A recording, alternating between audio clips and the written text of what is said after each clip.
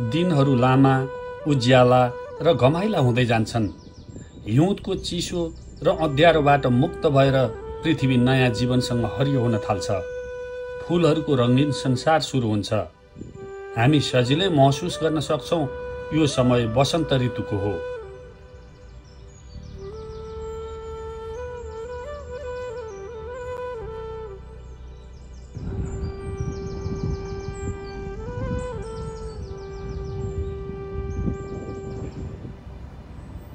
भुइँ जस्तै बोटहरूले पनि नयाँ जीवन अपनाएका हुन्छन्। वृक्षहरूमा ढकमक्क फूल देखिन्छ। बाटोघाटोमा हिँडुल गर्दा रमाइला दृश्यहरू देखिन्छन्। यसबेला फूलै फूलले भरिएका फूलका वृक्षहरू बटुवाको स्वागतका लागि लामबद्ध भएर उभिएका हुन्की जस्तै लाग्ने गरी उभिएका देखिन्छन्।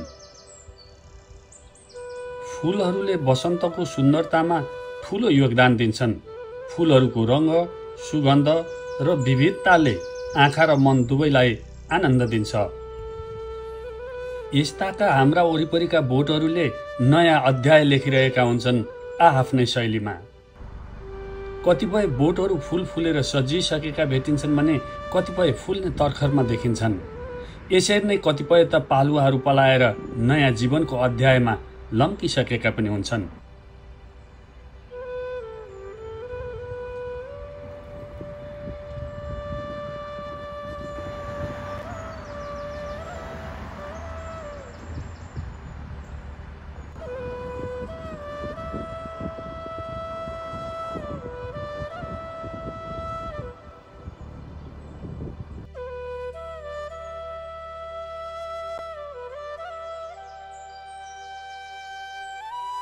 यस्तै विविधतामा लुकेको छ जीवनको सौन्दर्य। हरेक बोटको आफ्नै लय र गति छ। कसैले चाँडो फूल फुलाउँछन् भने कसैले बिस्तारै र कसैका पालुवा देखिन्छन्। तर सबैले आफ्नै तवरले वसन्तलाई स्वागत गरिरहेका छन्, आफ्ना रङ्ग र सुगन्धले। हाम्रा वरिपरिका बोट बिरुवाले जीवन, सुन्दरता र आशाका कथाहरू बताइरहेका छन् र वसन्तले प्रकृतिको पानामा नयाँ अध्याय लेखिरहेको छ।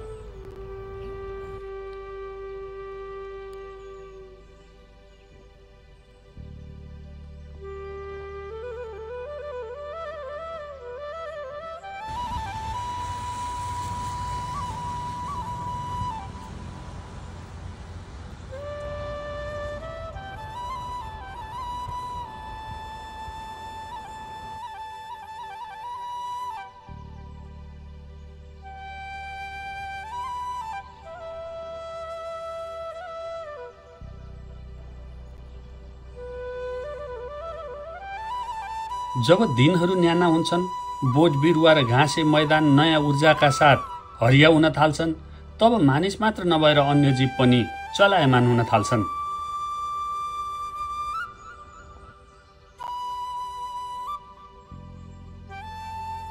हरिण जस्ता जनावरहरू हरियो घाँसमा रमाउँछन्।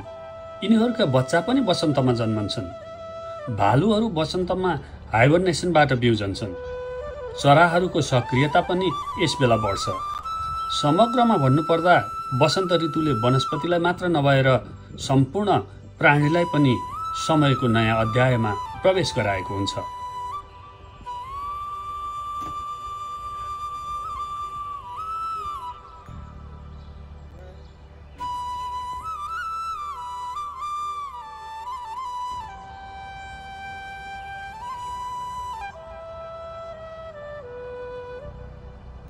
फूलहरू रङ्गीन र सुगन्धित हुन्छन्, जसले माउरीलाई आकर्षित गर्ने गर्छ। त्यसैले माउरीहरू फूलमा झुमिएका देखिन्छन्। फूलहरूमा मिठो रस र पोसिलो पराग हुन्छ। माउरीहरू यिनै चिजहरू खानका लागि फूलमा पुग्ने गर्छन्। रस खान आउँदा उनीहरूले पराग पनि बोकेर अर्को फूलमा लैजान्छन् या त्यही फूलमा स्थानान्तरण गरी पनि दिन सक्छन्। यसरी हेर्दा के देखिन्छ भने माउरीले फूलबाट खानेकुरा पाउँछन् भने फूलले प्रजननका लागि माउरीको सहयोग।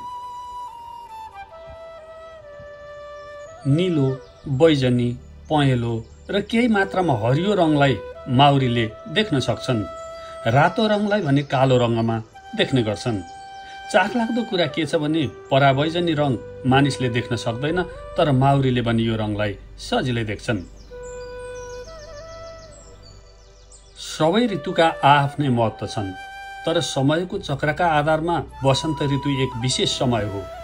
यो ऋतु प्रकृतिमा नयाँ जीवनको आगमनको सुरुवातका साथै मानव जीवनमा पनि फाइदा बोकेर आएको हुन्छ।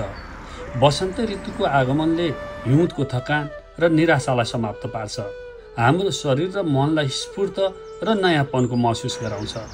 प्रकृतिको चमत्कारिक परिवर्तनलाई देखेर हामी नयाँ आशा र उत्साहको अनुभव गर्छौँ। उत्साह र स्फूर्तताले गति लिन थाल्छ।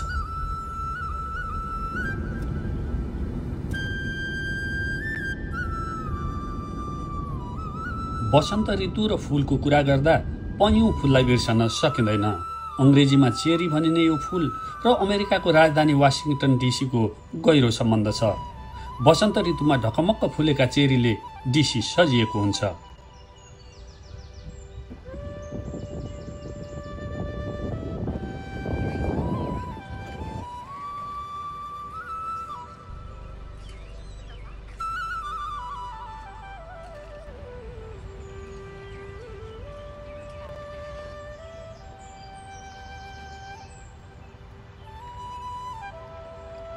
वाशिङटन डिसीलाई प्रत्येक वसन्त ऋतुमा रङ्गीन र जीवित बनाउने विश्व प्रसिद्ध यहाँका चेरीका बोटहरूको कूटनीतिक इतिहास छ।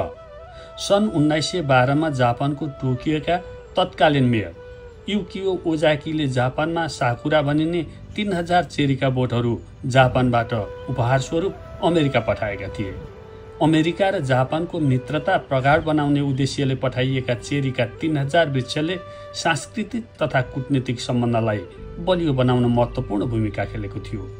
त्यसपछि जापानले सन् 1965 मा थप 3800 चेरीका बोटहरू उपहार स्वरूप पठाएको थियो। जापानबाट अमेरिका पठाइएका यी चेरीका बोटहरूको उपहार केवल वनस्पतिक उपहार मात्र नभएर दुई देश बीचको मित्रता र सहयोगको गहिरो प्रतीक हो।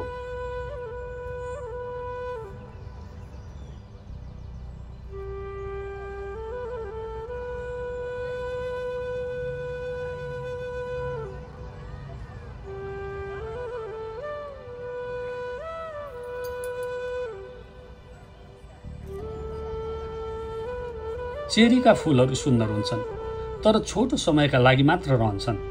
चेरी फूल 1-2 हप्तासम्म मात्र फुल्छ। अझ फूलको उत्सर्गकै कुरा गर्ने हो भने त 1-2 दिनको अवधि मात्र हो। तापक्रमका आधारमा कुनै वर्ष केही समय अघि र कुनै वर्ष केही समय पछि फूलको उत्सर्गमा पुग्ने चेरी वाशिङटन डिसीमा मार्चको अन्तिम र अप्रिलको सुरुवाती समयताका उत्सर्गमा पुग्ने गर्छ। यस्ताका डिसीमा नेसनल चेरी ब्लसम फेस्टिभलका नाममा उत्सव मनाउने गरिन्छ। जापानप्रति यो सांस्कृतिक सम्मान पनि हो। यसबेला पर्यटकहरूले फूलको सौन्दर्यको आनन्द लिन्छन् र जापान र अमेरिका बीचको मित्रताको प्रतीकका रूपमा चेरीका यी बोटहरूको महत्त्व पनि सम्झन्छन्।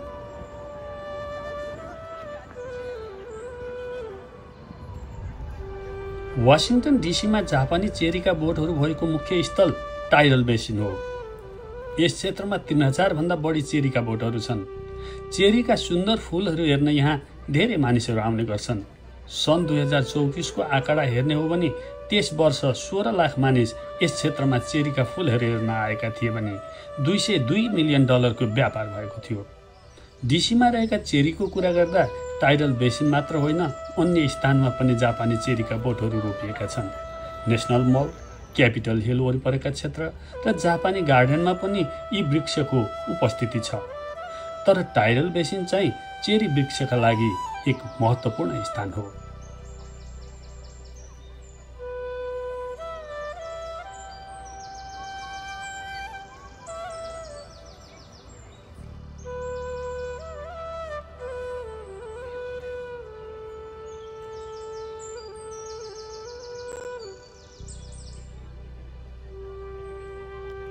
फूलहरूको यो सौन्दर्यले हामीलाई यो सम्झाउँछ कि प्रकृतिका कति अनमोल उपहारहरू छन् जसले हामीलाई आनन्द, प्रेरणा र जीवनमा हौसला दिन्छन्।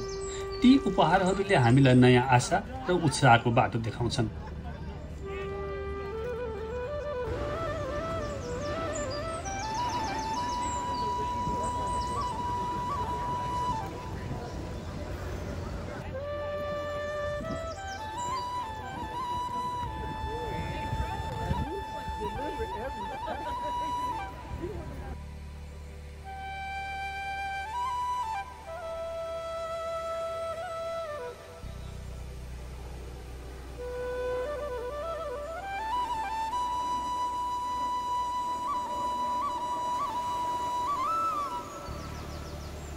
डिसीमा जापानी चेरी फुलको अवलोकनमा पर्यटकहरू रमाउँदै गर्दा साकुरा फुलसँगै जापान नयाँ सुरुवातको माहौलमा हुन्छ। जापानमा यो फुल फुलिरहेको बेला त्यहाँ नयाँ शैक्षिक र आर्थिक वर्षको सुरुवात हुन्छ।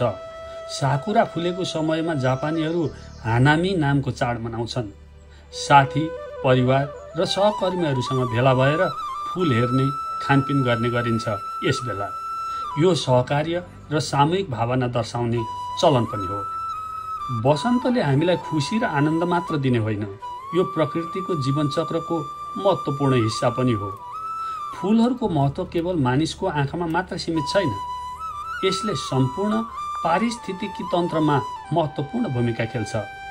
वसन्त फुलहरूको ऋतु हो, रङ्गीनता, हरियाली र जीवनको नयाँ लहर ल्याउने ऋतु हो। त्यसैले यी फुलहरूसँगै हामीहरू पनि वसन्तमा रमाउँछौँ।